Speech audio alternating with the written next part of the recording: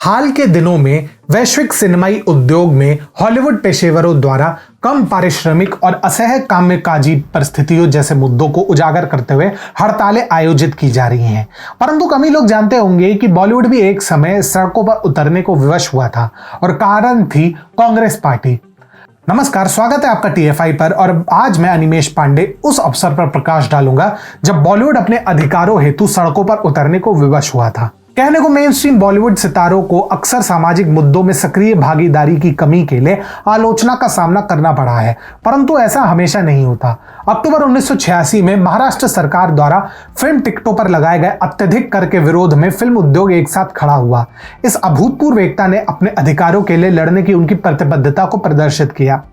10 अक्टूबर 1986 को फिल्म उद्योग की हड़ताल महाराष्ट्र सिनेमाघरों द्वारा बेचे गए टिकटों पर 177% राज्य अधिभार यानी स्टेट सरचार्ज में छूट की मांग के कारण शुरू हुई थी। यह फिल्म बिरादरी का अधिक किफायती सुविधाओं के लिए सत्तारूढ़ सरकार के साथ टकराव का एक दुर्लभ उदाहरण था, एक असामान्य परंतु उचित कारण हेतु। हाँ, एक समय बॉलीवुड जनता की सुविधा के लिए सड़कों पर उतरने को तैयार था। निसंदेह इनके अपने हित भी थे, परंतु वो एक दुर्लभ समय था जब ये किसी भी एक संस्थान के सामने दबना नहीं चाहते थे। प्रमुख निर्माताओं, निर्देशकों, टेक्नीशियंस, जूनियर कलाकार और स्टूडियो कर्मचारियों की सक्रिय भागीदारी से विरोध को गति मिली। उद्योग के पेशेवरों से भरे 125 से अधिक वाहन सड़कों पर उतरे, जो बॉलीवुड के इतिहास में सबसे बड़े विरोध प्रदर्शनों में से एक के पैमाने को दर्शाता है। हड़ताल कराधान के मुद्दों से परे चली गई। बॉलीवुड ने फिल्म निर्माण पर लगाए गए 4% के राज्य बिक्री कर को खत्म करने हेतु बाजार में बढ़ती पायरेसी से निपटने के उपायों की भी मांग की।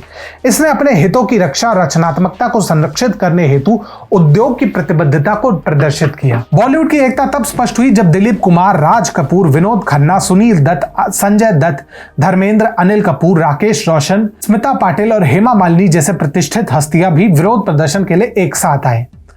उस समय के पुराने फुटेज में उनके जोशीले भाषणों और साक्षात्कारों को कैद किया गया है, जो नए नियमों को शीघ्र समाप्त करने की वकालत करते हैं। सुनील दत्त उस समय सांसद थे, परंतु उन्होंने तब भी फिल्म उद्योग के हित में मोर्चा खोलने से पूर्व एक बार भी नहीं सोचा। प्रदर्शनों के दौरान राजेश खन्ना, सुनील दत्त और दिलीप कुमार जैसे सितारों ने संस्कृति के महत्व और इसकी रक्षा के महत्व के बारे में जोशीले भाषण दिए थे। दारा सिंह ने तो राजीव सरकार पर तंज कसने में एक भी अवसर हाथ से जाने नहीं दिया। स्मरण रहे, ये वही बॉलीवुड था जो आपातकाल के दौरान 2 धड़ों में बटा था। जब स्थिति हद से आगे बढ़ने लगी तो तत्कालीन मुख्यमंत्री शंकरराव चौहान को आगे आकर उद्योग के महत्वपूर्ण सदस्यों से बात करनी पड़ी।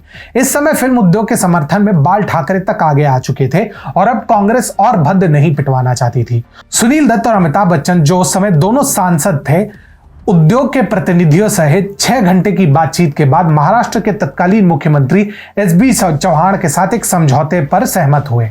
ये बॉलीवुड की अपनी अधिकारों की लड़ाई हेतु एक महत्वपूर्ण मोड़ और विजय का प्रतीक है। 1986 में भारी कराधान और अनुचित नियमों के विरुद्ध बॉलीवुड द्वारा किए गए विरोध प्रदर्शन ने अपने हितों की रक्षा के लिए उद्योग की एकता और दृढ़ संकल्प को प्रदर्शित किया। एक दुर्लभ क्षण था जब भारतीय सिनेमा, विशेषकर बॉलीवुड, ने उस चीज के लिए संघर्ष किया जिसका वह वास्तव में अधिकारी था।